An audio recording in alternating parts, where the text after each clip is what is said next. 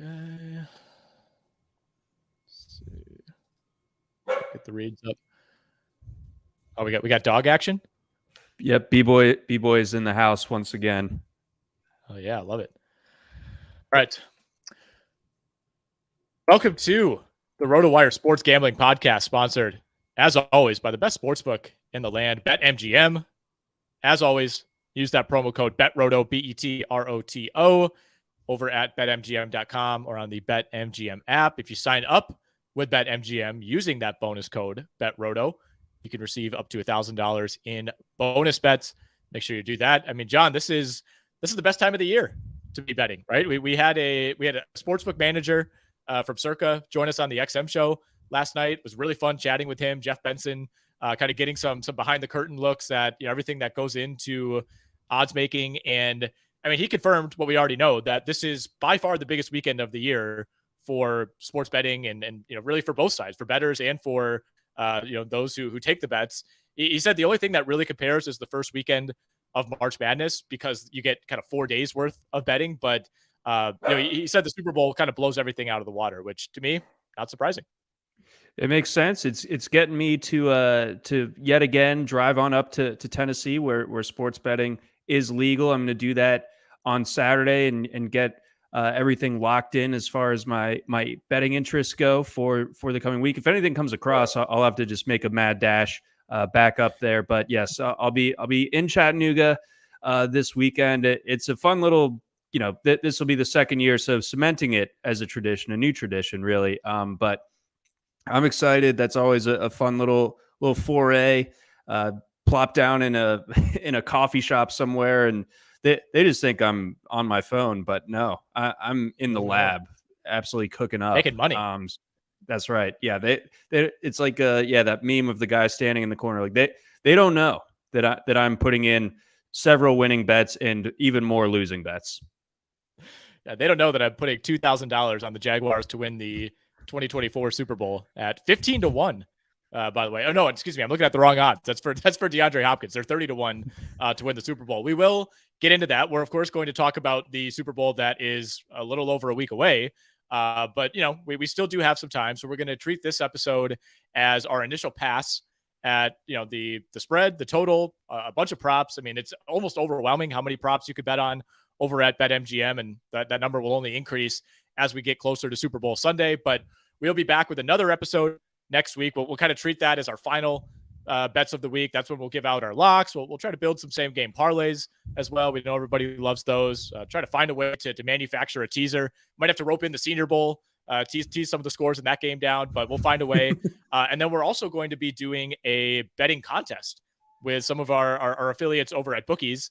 We'll be doing that next Thursday. So that'll be released in podcast form. It'll be available in video form as well. But essentially, John, you and I are teaming up, and we're going to be given 1,000, what I'm told, fictional dollars. Hopefully we can, maybe get in Peter Schenke's ear and make that real money. We're going to have a contest to see, we'll divide it up. I think we'll probably do maybe somewhere between 7 and 10 bets per side, and whoever does better will be crowned the champion. Yeah, I'm really looking forward to that. Those guys are a lot of fun. Did some stuff with them, March Madness last year, so I'm sure that they are sharpening their axes for this proverbial cage match that we'll have going on podcast form next week. But yeah, it's a fun exercise. There's another thing that I've done in the past with the RT Sports guys, where they just give you a fictional budget and you just run wild with the board. We do that over the summer for all NFL and college. I believe I locked in Georgia with my first pick in that one last year. So it went well. This one, obviously, things will be a little bit tightened up. It's less futures oriented. It's all in the Super Bowl. But there is no shortage of things to pick from as it comes to the Super Bowl. So I'm really excited, and I'll be really, really trying to dial in, try to work my sources, see what color that Gatorade is. Yeah, I was going to say, we'll get more into our strategy on that next week. We got a conference, we got to huddle up, get in the lab Monday through Wednesday next week, and really kind of settle in on where we want to allocate that money. But I was going to pitch you right now. What if we just put it all on tails for the coin toss? Double up right away. That would be electric. That would make me very like fictionally, but also really like actually stressed out about the coin toss like right off the jump, like all day Sunday. Like I'm get like girlfriend's all like worried about me. I'm like looking out the window wistfully as if I'm about to go to war or something, and like doing some mock coin tosses. It's like, how do they weight that? Is it a different coin than a quarter? What what are we looking at here? How much etching is on the tail side versus the head side? And is that going to influence the flight? Yeah, it would not really make for a great podcast. I'll tell you that. If we just show up and we say, yep, we're putting all $1,000 on tails, that's it. The podcast would be like 10 minutes long. Are you a heads or a tails guy in general, by the way? We need to establish this, I think, before we go forward. I am a tails guy. For better or for worse, tails never fails, even though it occasionally does. But I'm not paying attention to that. I'm focusing on the positives here. And I would say that tails is the way to go. Again, you look at the odds over on BetMGM. Minus 105 on either side. I'll take tails up to minus 125. I'll take the juice. Yeah, get the alternate spread on the coin toss. I love that. I'm a tails guy as well. I'm a hardcore tails guy. I don't think I've ever called heads in my entire life when I've ever been involved in a coin toss. Going all the way back to like 5th grade football. I was raised in a tails household. My dad was a tails guy. My grandpa was a tails guy. His dad was a tails guy.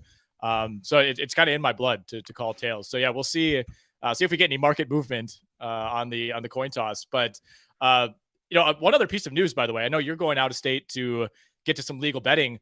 Legal sports betting is coming to Milwaukee very soon, and potentially as soon as next week. The local Potawatomi casino is opening up a sports book, and that's not coming until like November, but they're opening up a bunch of kiosks, and you could bet on site at the book, which is like 9 minutes from my house. So very excited for that. Oh, first of all, I love that casino. I've had some good times at that Milwaukee Pato. The fact that they're getting the kiosks going, I love a good betting kiosk. It's like in Vegas when we were there over the summer, just like hop out of the pool, throw some bets down on the home run derby and put them away safely. And then you're off to the races. I love that. Exactly. I'm pumped for it. I'm hoping we can, kind of weasel our way in there and, maybe get some sort of deal going with them. But they're converting a 500-seat theater into a sports book. So I think it's going to be pretty legit. I'm excited for it. But we will, we'll probably have to address that. Maybe I'll do a live episode next year of the NFL betting pod from that sports book once it's open. But anyway, you're here for Super Bowl talk. We're going to give you Super Bowl talk, and the line is held pretty steadily, John. It's been, it was kind of all over the place in the first half hour. We talked to Jeff Benson about that, and he said it was just insane for that first 30 minutes when they opened up. It was just yo-yoing back and forth, but really for the most part, it settled at 1.5 pretty much across the board. That's what we're seeing at BetMGM. Money line, obviously, juice towards the Eagles, minus 125 there. Chiefs plus 105. Total has settled at 49.5 at BetMGM. What are your initial leans at this stage? So I'm about to hit you with some groundbreaking analysis that certainly neither you nor any of our listeners have heard this entire week, which is, on one hand, you could say that the Eagles have the better team, the better roster. And you could also say that the Chiefs have Patrick Mahomes, and that might be more than enough for the Chiefs to get it done. And you know what? I got to eat crow a little bit. I think that the Eagles, obviously, last week's game went so sideways for the 49ers. It's hard to like extrapolate a ton, but the Eagles absolutely took care of business in that one. Super impressed by their pass rush, their front seven in particular. The offensive line also just kind of dominated as well. And I feel like, the success that the Chiefs had as far as generating pressure last week, I don't really feel like they'll be able to get after it the same exact way against this Eagles front. So, Jalen Hurts still gives me a little bit of pause, but I think the rest of that Eagles team is just so strong top to bottom that it's going to be hard for me to go away from them. And again, with the spread being what it is, with them just needing to win by 2 points, I think that's well within grasp. So, kind of going against my gut that I've been rolling with for a while, like as it comes to the Eagles, I am on Philly. Said Birds. I'm on Philly as well. I am. And it's ironic because, as you recall last week, the big part of the case that I laid out for you for why the Eagles would beat the 49ers, it was not because Brock Purdy would get hurt and Josh Johnson would come in as like the most unprepared backup quarterback of all time. Looked like he just had no plans at any point to play football that day. It was because I thought, the 49ers and the Eagles were very even teams when you line up the rosters. But I thought the one spot where Philly had the decided advantage was at quarterback. And obviously the game played out in such a unique way that I don't feel like there's a ton of takeaways. And it's not like Jalen Hurts dominated that game by any means. I mean, 2 weeks in a row, the Eagles ran the ball exactly 44 times, which speaks to, the game script against the Giants. And then obviously how things devolved last week.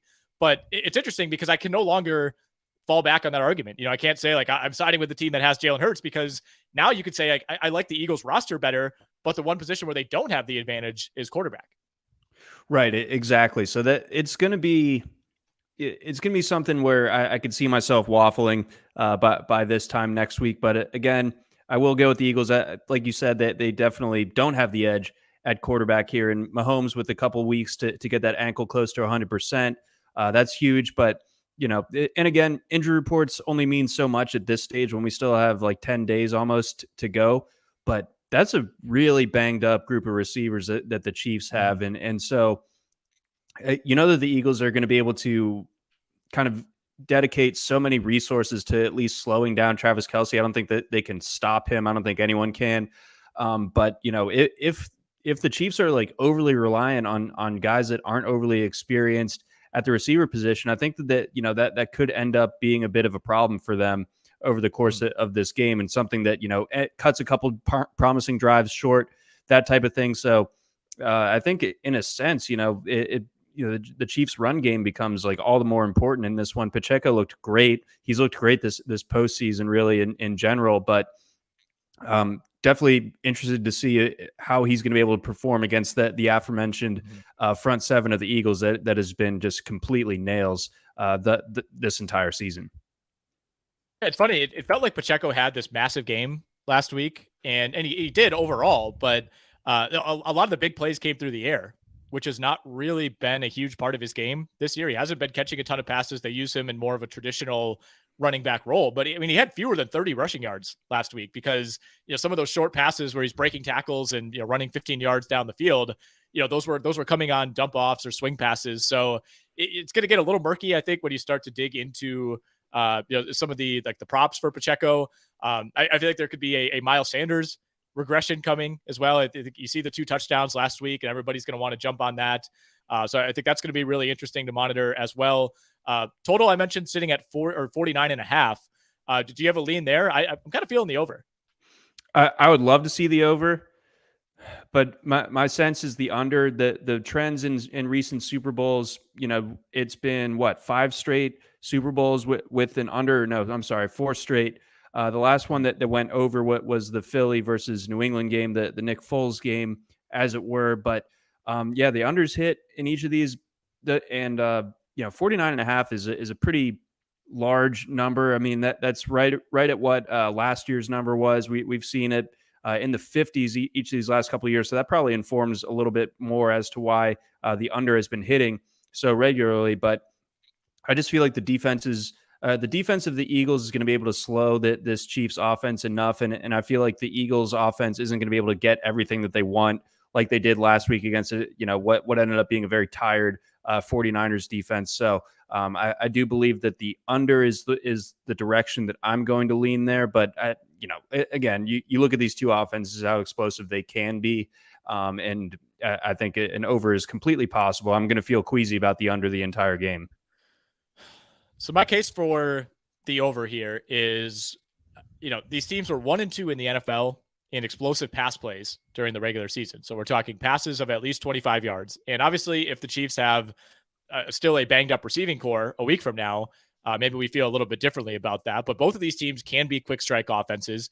The Eagles were also top 5 in explosive run plays. Both these teams could score quickly, and they're both really aggressive, right? I mean, we talked last week about I love the Robbie Gould over 1.5 field goals. And, obviously that went up in smoke once the 49ers lost all their quarterbacks, but the 49ers are much different than Philly and much different from the Chiefs in that they're not a great red zone team. They tend to be conservative. They're okay, punting in kind of these weird advantage spots, and they'll take the points. Whereas we're looking at two teams that are not scared to go for it on fourth down, that are not scared to take chances down the field. We saw it on the first possession of the game last week for the Philadelphia Eagles. So I don't think we have coaches here that are going to try to ease into this game at all. Like Sirianni is pedal to the metal right away, and I think Andy Reid is going to end up doing the same. So they're both really good on third downs. They're both really good on fourth downs. They're top 4 in yards per drive. They're top 4 in score percentage. I will say though, John, 74% of the money when I looked this up yesterday night was on the under. So people are tailing you on that one. Well, if anything, that should make you feel better. That I'm that donkeyed up on my side for that one. So yeah, I think those metrics are very strong, and we have a season's worth of data to play with there. This isn't like looking at those metrics in week 3 or anything like that. This is end of the season type of stuff. And yeah, I mean those bear out. Those are two offenses that generate those huge plays all the time, best in the league at it. So we could absolutely see that. I'm just betting maybe just a little bit more on the defenses showing up in this case and limiting those bigger plays. I want to ask you about this Kansas City team in general. This is now their 3rd Super Bowl berth in 6 years. Mahomes is the undisputed best quarterback in the league. I'm not even going to entertain any discussions. At the same time, I don't really feel like this Chiefs team has like the same air of invincibility that it did a couple of years ago. Like that first Super Bowl run, obviously when they went in and won it, you just thought like, man, this team is unbeatable. Like they have the best quarterback, they have the best skill guys, they have the best coach. Obviously they were good enough to get there this season, but it was not a dominant regular season by any means. I think for a while they really felt the loss of Tyreek Hill. And of course they get a ton of credit for navigating through a super, super difficult AFC to get here. But I don't feel the same way about this team as I did in the past. Like I don't view them as like the 73 win Warriors or anything. So, there are a lot of people that want to question the Eagles' path to getting here. And, their path was easy. They had the easiest schedule in the regular season. Obviously they didn't set their own schedule. This is not college football. You get the Giants in the divisional. That turned out to be a much easier game than we expected. And then you get this just ridiculously banged up 49ers team in the title game. But I don't see this as a situation where the Eagles are now walking in, facing this like Goliath-like opponent. Am I underrating the Chiefs? I don't really think so, but at the same time, is there like the human element where, we're not like bored of the Chiefs, but they've set their own bar so high as far as like what we expect from them that even if they didn't match it completely this year, that still doesn't mean that they're not an excellent team. Obviously they're in the Super Bowl and everything, and they had to navigate a much trickier road to this point than the Eagles have, both in the regular season. They played the Bills, they played the Chiefs, lost to both of them, interestingly, in the regular season. But yeah, there isn't like quite the same amount of wow factor, but I think you could also, on the other side, counter with just the experience factor that they have in this spot that relative to the Eagles. So yeah, I think that, yeah, it's definitely not as appointment viewing, or they haven't been as appointment viewing as maybe in their earlier iterations, 2018, 2019, 2020. But they are still, a force to be reckoned with. And like you said, the numbers still suggest that they are about as good, if not better than they were in those years. It just may not be coming in quite the same fashion. All right, let's look at some of the kind of more basic props that a lot of people are going to be digging into. And again, next week, we'll really go deep on a lot of these, but Jalen Hurts passing yards, 246.5, Mahomes up at 290.5. I think, Mahomes, we could kind of debate that one. It's going to be really tough either way. It's -15 to the over and the under. Hurts -110 to the over, -120 to the under.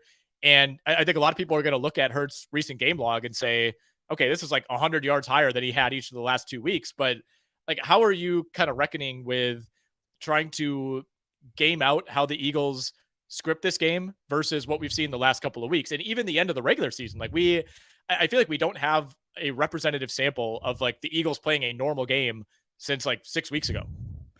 Right, because you also have to factor in, like you said, that Hurts was injured towards the end of the year, comes back for that last game of the regular season. Then these last couple of games, he just simply hasn't had to really do a whole lot against either the Giants or the Niners. But before he got injured, he turned in a couple of 300 yard performances. I think that that this will be a one hand washes the other type of thing, where if the Chiefs are able to generate some momentum.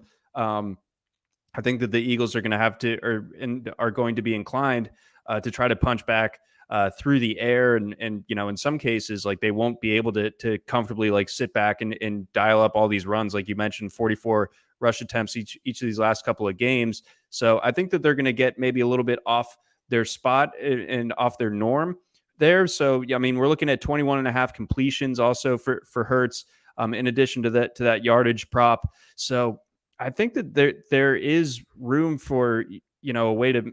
I'm not sure if you can build the parlay exactly, but I think an over on both the completions and the attempts for Hurts makes sense, just because I think that the Chiefs are going to be pushing it on the other side. Yeah, or even linking, the yards and the attempts. I felt the exact same way. I think it comes down to, hopefully we'll get some more information on this, and obviously the Eagles are going to be cagey about it, but I think the fact that these last two games didn't play out in close fashion at all is the Eagles had the benefit of not having to extend Jalen Hurts at all with that shoulder. And I don't see that being the case again. Like, chances are they're really going to have to push it in this game. So, like, are you worried at all about the shoulder? Like, is it one of those things where we're going to find out after the season that, it's much more severe, and, he's going to need either like months of rest for it to get back to normal, or some sort of minor procedure? Like, I don't know if I'm of the school of belief that, the 2 weeks between the NFC title game and the Super Bowl is going to be enough for Hurts to get back to full strength. And again, I think this is going to be a close enough game against a really good opponent that the Eagles aren't going to be able to get away with playing Hurts conservatively at all. Right. They are going to have to let it rip. I think he's tough enough to where like you said, like, we're just not really going to know the extent of this injury until afterward. It'll be kind of like the famous NHL stuff where after the Stanley Cup, it comes out that, like, this guy's been playing on like a torn meniscus for 3 months and logging like 30 minutes of ice time a night type of deal. But I think that, bottom line here, Hurts is a big game player, and he's going to be unleashed at full strength. This is the Super Bowl. Like, I don't think that there's going to be any sort of limitations on him. I think he's going full bore. So even though it may be a small factor here, I think that Hurts is going to do everything in his power to make it a non-story. So there's a whole bunch of promoted parlays. Obviously, they're all same game parlays. We're dealing with one game here. Over at BetMGM, you could get Jalen Hurts to score anytime, Travis Kelce to score anytime, and the over 50.5 at plus 380. I kind of like that. I mean, obviously, you're relying on a rushing touchdown from Jalen Hurts, so that gets a little bit dicey, but I don't really mind that one. How are we feeling about Pacheco and Miles Sanders in this game? And when you start to dive into their player props, you could get Miles Sanders at 57.5. That's the over/under. Juiced a little bit to the over. Pacheco 49.5 for rushing yards. So I think that I'm probably taking the under on both. I think I'd be more comfortable when it comes to Sanders just betting on the anytime touchdown. It seems like the Eagles really have that figure. I mean, like, there was no one in the same zip code as him. They were across the Schuylkill River while he was crossing into the end zone last weekend. Nobody around him. So he's and not to cut you off, but I am going to cut you off. Those were early in the game, right? Like, this is when it still felt like somewhat of a competitive portion of that game. So I think those touchdowns are meaningful, right? I mean, it's not like San Francisco, I wouldn't say they gave up, but I think they accepted their fate in the second half. Whereas, correct me if I'm wrong, like, both of those Sanders touchdowns were early in the game. Yeah, they were. And like you said, the game was still in the balance for those. And those were, beautifully blocked. And I mean, I think I would argue that the 49ers defensive line, front seven in its total is probably better than the Chiefs. And yet the Eagles were able to blow them off the ball. So I really do believe that Sanders, when they get into the red area, he's the top option. Also, you have to factor in, like we were just talking about with Hurts, maybe they don't want to expose him to hits down near the goal line. So Sanders would be your Huckleberry in those instances. So I like Sanders for anytime touchdown, but yardage, I'm a little bit more skeptical just because they do rotate so much. But he is the clear guy in the red zone, so therefore touchdown is where I'm leaning for Sanders. Mm-hmm. I like that. And again, it's ultimately going to come down to, like, do you believe that they can get away with being conservative with Hurts? I just don't think they can. Like, I think if you're in the Super Bowl, like, obviously if he's in like significant pain, you're not going to, put him in a position where he's going to get more injured. But I don't think Philly's going to have the benefit of being able to kind of feel it out and see if they need Jalen Hurts to be Jalen Hurts. It's like, you're playing the Chiefs in the Super Bowl, man. Like, all bets are off, for lack of a better term. But any other props really stand out to you? Otherwise, we could talk, Super Bowl MVP, some dark horses for that. Well, at the same time, when it comes to the Hurts thing, like whether or not they want to be conservative with Hurts's rushing, I think it does matter for Philadelphia. Like, it is a 80% Jalen Hurts better in the red zone than a Miles Sanders right now, and I would lean with Sanders. So that's just kind of where I end up coming down with it. As far as like anytime touchdowns are concerned, I'm probably off of someone like a Jerick McKinnon in this one. I think that he would need to catch one in order to score, and obviously he did that, plenty, especially late in the season. I'd be pretty interested in another MVS touchdown if he's like kind of the last man standing as far as the wide receivers go. Plus 290. I think that's an interesting way of going about it. Just stray comment, but that throw from Mahomes to Valdez-Scantling for that touchdown was, I mean, he had to like catch it out of self-defense. Like, it was just such a freaking seed. That was unreal. But those are kind of where I'm thinking as far as anytime touchdown. But it wouldn't surprise me if something goofy, if the Chiefs were able to dial up something goofy to, like the Belldozer or Noah Gray or Jody Fortson. So I'll probably package up a couple, just like a couple of bucks on each of those, just in the event that one of them scores, because we know that the Chiefs can get really, really creative down in the red zone. And those are three guys that I think would be candidates to punch it in. So Noah Gray plus 700, Blake Bell 11-1, Jody Fortson 9-1. Probably a little bit more inclined on Gray and Fortson, but can't fully count out the Belldozer. One bet I kind of like is Philly to be leading after the first quarter. You can get that at plus money, plus 125. And it feels like Philly scores on his first drive every game. They've been one of the best teams in the league all year at, especially if they get the ball first, just going down and setting the tone. We saw it last week, of course. They were aggressive, going for it on fourth down. Shouldn't have, of course, gotten that fourth down, but it is what it is. And they ended up scoring a touchdown. I mean, I'd like Philly to win the game, and, you can get there a number of ways, but getting that at plus money, I think there's some value there. I mean, they were fourth in the league in terms of average first quarter scoring this season. Chiefs were not far behind, so it's not like we're looking at a massive gap there. But I do think Philly comes out aggressively. I think they'll have a really nice script to begin the game. They always do. So even if you're on the Chiefs to win the game, or you're still deciding, I would look at that first quarter minus 0.5 at plus 125. Yeah, I really like that call. They are notoriously hot starters, and they're great in the. Are they great in the third or fourth quarter as well? Like, one of the best like ever as far as efficiency in one of those second half quarters. But yeah, first quarter especially. I think that is an interesting call, especially at the plus money. Let's talk Super Bowl MVP real quickly here. Obviously, Hurts and Mahomes favorites by a mile.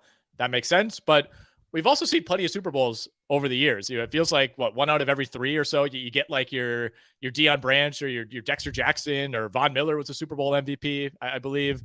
So it certainly happens. And look, I'm on the Eagles to win this game, and if I believe that, I think Jalen Hurts makes sense. He's at plus 110, slight favorite over Mahomes at 125. But if we're talking about Hurts potentially being compromised, potentially handing it off on plays where he would normally plow it in, if it's not going to be Jalen Hurts for the Eagles, who are some of the other candidates that make sense to you? I might look at the defense a little bit, especially if this game goes under. Someone that can get a couple of sacks, I think would be particularly interesting. Hassan Reddick seems to be just playing at a totally different level right now, and I think that there's a good chance that his counting stats stack up a little bit more than like a Chris Jones. Chris Jones obviously had the huge game last week, but I think there's a good chance that Reddick, if he affects the game in a couple of ways, forces a turnover, gets more than one sack, and the Eagles end up winning, then Reddick ends up being, a major factor in this one. So if I'm looking at the defensive side of the ball, especially on the Eagles, that definitely checks out to me. And then I'd be interested in Dallas Goedert as well. I don't feel like we've seen his huge postseason breakout just yet. Well, but I think that there's a chance that he could exploit the Chiefs secondary at the safety position. So in the last 9 Super Bowls, 4 Super Bowl MVPs have been non-quarterbacks. So like 45% of the time, at least, in the last decade, you're seeing a non-quarterback. So there is real value here. I mean, obviously I would love to bet, I would hope that BetMGM would maybe offer this. Like you can bet on the position, but I would love for it to be like Hurts and Mahomes or the field to see where that number would come in. But you could bet on any wide receiver to be the Super Bowl MVP at 7-1, any tight end at 10-1, running back or fullback at 14-1, defensive lineman 30-1, cornerback 80-1, safety 80-1, offensive lineman at 100-1. As an offensive lineman, like imagine the game you would have to have as an O lineman to win Super Bowl MVP. I don't even know what the blueprint for that is, but I mean, we saw it with a receiver last year in Cooper Kupp. We saw it a few years ago with Julian Edelman in that low-scoring Pats Rams Super Bowl. We mentioned Von Miller, and then the Seattle romp over Denver. That was Malcolm Smith, a defensive back. So there is value to be had here. Like Devontae Smith is one guy to me that I kind of like. He's at 25-1. And it's hard to lay out like an airtight case for why anything is going to hit at 25-1, but there's something about Devontae Smith in big games, right? I mean, this dude won the Heisman as a receiver. We saw him go off in the national title game. Like, I don't know. I will be surprised if he doesn't step up, and he's going to have a huge game, to actually win Super Bowl MVP, but I could see him working his way into the mix. Yeah, I unfortunately am very familiar with Devontae Smith's abilities in championship type of settings. Also familiar with Jalen Hurts's, which was pretty bad back in the 2018 national championship game, and that birthed the Tua game in second 26, which obviously Devontae Smith caught. But no, Devontae Smith, as far as like long shots go, like 25-1. Yeah, that's solid. He's obviously, he runs his routes deep down the field. They're looking for it. That's obviously a part of this Eagles offense that's clicking right now. Whether he's actually catching the ball or not, I would imagine that Andy Reid would ask to take a second look at that one, unlike Kyle Shanahan. But no, I do like that one. And AJ Brown seems to, maybe this is the spot that he really comes alive. But Smith, I'm not saying he's playing better than Brown right now, but he's performing a little bit better. So I do like that call. I think if Kansas City wins, it has to be Mahomes. And I know that's oversimplifying it, because in those games that I mentioned where non-quarterbacks won, that meant that Russell Wilson, Peyton Manning, Tom Brady, and Matthew Stafford didn't win. So it's not like we're talking teams that just have like, nobody's at quarterback. So, there is precedent for, superstar quarterbacks not winning it. But it just feels like it would have to be Mahomes. I mean, I think you would kind of get the carryover narrative from, the ankle game last week against the Bengals. And the only way I guess I could see that not happening would be a monster performance by someone like Chris Jones, or one of those like Travis Kelce 4 touchdown games. Yeah. Kelce would be obviously like the second pick among these Chiefs guys. And if he kind of helps fuel the victory, and like, the touchdown count is concentrated in his favor where he's catching multiple scores, then it's going to be, similar to Kupp, where Stafford maybe played a what might win you a Super Bowl MVP in other years. The fact that the Kupp just had such a strong performance, it ends up being the overall tiebreaker. But yeah, it's going to be hard for anyone other than Mahomes to get it for KC. So as we speak, I'm scrolling down, and I hope that BetMGM is listening. I think it's also possible that I just didn't scroll far enough and didn't see that, but they do have the quarterback versus the field bet. So you could bet on a quarterback to win Super Bowl MVP at -650, any other position at 4-1. That's right on the borderline for me. I mean, 4-1 is not bad. But I feel like I'd rather take a stab on, maybe a couple of these long shots, throw a little money out there on like Devontae Smith and Travis Kelce, and then, maybe pick a defensive player and kind of play your odds there. Yeah, Son Reddick checking in as I believe the top defensive player as far as the odds go, plus 3,000. So I wasn't completely insane with what I was saying just a few minutes ago. Chris Jones, but by comparison, plus 5,000. So yeah, no, Yeah, 4-1, not quite enough for me to steer me in that direction. Travis Kelce to have 2 or more touchdowns, by the way, is only plus 310. That is a crazy low number, Right. for that type of output. Yeah, that I can't. No, I'm gonna need 4 or 5 to 1 minimum before I start thinking about that. But yeah, three, not doing it. I want to take a second and look at the 2024 Super Bowl odds, which are fun to discuss. Like I'm a big futures guy. I love just kind of diving in on things like this as soon as they're released. Not surprisingly, the Chiefs are the favorites right now, plus 550. The Eagles are 8-1. The 49ers 7-1. Cincinnati 9-1. I'll tell you right now, I love both Philly and Cincy at those numbers. And you're kind of playing with fire here when we're talking about an event that's over a year away. But I think there is some value there. It's more fun though to talk about teams that are 20-1 or beyond. Like, is there anybody in that kind of mid-tier group that if you're going to put down a little coin, you'd feel comfortable with? Yes. So, like you said, Chiefs.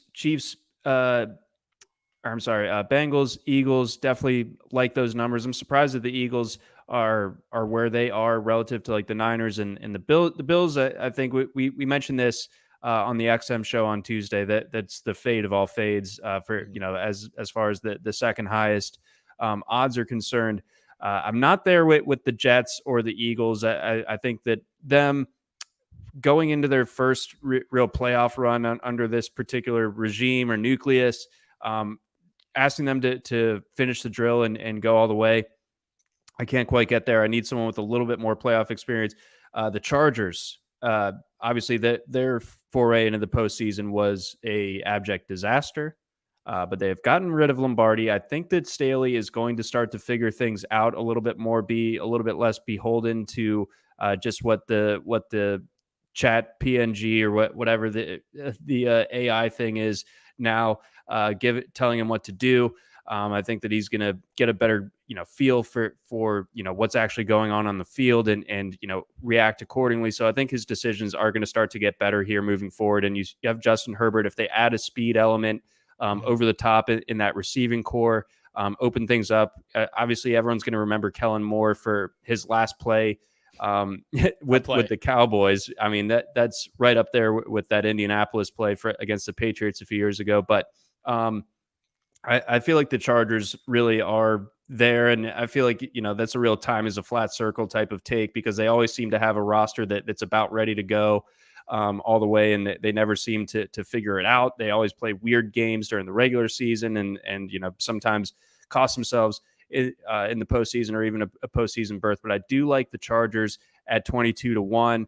And then if Lamar Jackson's back and they make a splash in free agency, especially at the receiver spot, 30-1 on the Ravens is something I'd be very, very interested in. And I think the Dolphins are kind of in a similar discussion. We obviously, you got to be concerned about Tua's ability to stay healthy for the entirety of the season. But if the offensive line gets better around him, maybe they add a little bit more juice at running back. That's a defense, or that's a team that is very strong. I think it has the goods. I think it has the goods to win the East next year, set up a home playoff game, all that good stuff. And they're going to get Vic Fangio as well, so that the defense should be a little bit tightened up as well. Yeah, you hit on pretty much all the teams that I would mention. I don't love the Broncos. I'm not ready to buy back in on them. They're at 30-1 as well. The Packers at 30-1. Like, if by some miracle Aaron Rodgers is back, that becomes a little interesting. Like, they would not open at 30-1 when it gets closer to September. I can assure you of that. So, if you're of the belief that somehow Rodgers comes back, there could be some value there, but you're doing a little bit of wish casting. Jags, shocking to see them at 30-1. I don't think they're winning the Super Bowl. I think the AFC is just a little too tough, but I think pound for pound, the Ravens are the best value. I think they're undervalued here. It sounds like Lamar's going to be back. If he stays healthy, this is a completely different team. And like you said, they have some room to make additions. The defense should be just as good next season. So I think you hit on the right teams there. By the way, the Vikings 50-1, pretty hilarious how everybody's back. They'll lose some pieces, obviously, but man, just not even a consideration. Yeah, that goes to show you that how sticky this season was, and the answer is not very. What are your thoughts on the Cleveland Browns with a full season of Deshaun Watson? No, I'm No, off still Watson. no. I'll look, if we look back and I'll rue the day that I didn't bet the Browns to win the Super Bowl at 45-1. Like that's something I can live with. I mean, chances are he'll look better next year than he did this year, but I don't know. I don't, it's the AFC. It's like there's just too many good teams. Like, what are the chances that the Browns, not only navigate through their own division and make the playoffs, but are then better than the Chiefs, the Bills, the Bengals, the Chargers, the Jets, the Jaguars, the Ravens? I mean, I just don't see it happening. Fair enough. But at 45-1 may be crazy enough to work. But yeah, like you said, that there are better ways to light a couple bucks on fire, I suppose. Yeah, 100%. Okay, let's we I guess we technically did both miss our best bets last week. I wasn't really thinking about that, but we did a double lock on the Bengals. I felt good about it, man. I really did. When they converted that 3rd and 16, I thought we were going to go see the game-winning drive. That was going to be it. The Bengals were going to get out of there. They're going to beat the Chiefs for the 4th time in a row and be on their way to the Super Bowl. And we know what happened from there. But because of that, I think we got to trade off delivering this message from BetMGM. Yeah, let's split it up and let's go ahead and kick off Super Bowl weekend with the king of sportsbooks. Sign up with BetMGM using bonus code BETROTO, that's BETROTO, and receive up to $1,000 in bonus bets. Visit BetMGM.com for terms and conditions. Arizona, Colorado, Illinois, Indiana, Iowa, Kansas, Louisiana, Michigan, Mississippi, Nevada, New Jersey, New York, Pennsylvania, Puerto Rico, Tennessee, Virginia, Washington, D.C., West Virginia, Wyoming, or Ontario only. Must be 21 years or older to wager. 19 or older in Ontario. This is a new customer offer. All promotions are subject to qualification and eligibility requirements. Rewards are issued as non-withdrawable bet credits. Credits expire 7 days from issuance. And, of course, this excludes Michigan disassociated persons. Please gamble responsibly.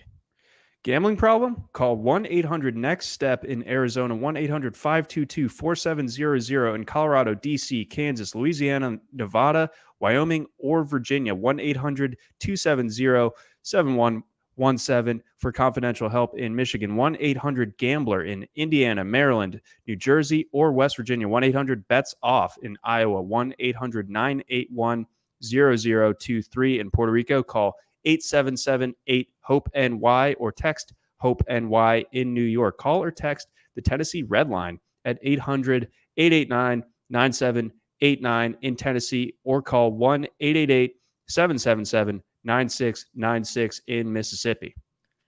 In Ontario, if you have questions or concerns about your gambling or the gambling of someone close to you, please contact Connects Ontario at 1-866-531-2600 to speak to an advisor free of charge. Sports betting is void in Georgia, Hawaii, Ohio, and Utah, and other states where prohibited. Promotional offers not available in Nevada and New York. All right. Anything else Super Bowl, NFL betting related that you want to get off your chest here? I think we gotta save the best for next week, but I feel like we've laid down a good base coat for our listeners as far as what to expect next week, and very much looking forward to the gambling cage match with the bookies guys. And yeah, I mean, again, as it stands, let the record show, as of February 2nd, I am on the Eagles to win and cover right now, and we'll have the props a little bit more tightened up this time next week. But again, that's where I'm at right now. Okay, and I'm with you. We have the right to change that pick this time next week if we need to. But again, keep an eye out. We'll be doing a more in-depth dive at a lot of these props around this time next week. On Thursday of next week, we'll also be doing that betting cage match / ladder match, first ever ladder match via podcast, I think in world history as far as I'm concerned. But very much looking forward to doing that with the bookies guys. We got the NBA trade deadline next week as well, so we'll be having an NBA podcast coming your way. We'll be talking a lot more about this on the RotoWire Sirius XM show. So make sure you listen to that coming at you 7 to 9 p.m. Central, Monday through Friday. John, we'll have you on there next week. I know you'll be doing a lot of research over the weekend, over these next couple of days, into basically every betting angle possible for the Super Bowl. So keep an eye out for all of our content over at RotoWire. We'll be pumping out a ton on the site, on social media, via podcast. Make sure you subscribe. And of course, if you're doing any betting on the Super Bowl, if you want to lay down bets now, if you want to wait till next week, that's fine. But make sure you're doing it over at BetMGM and use that promo code BETROTO, BETROTO, you could receive up to $1,000 in bonus bets. Visit betmgm.com for terms and conditions. For John McKechnie, I'm Nick Whalen. We are out. We will talk again next week.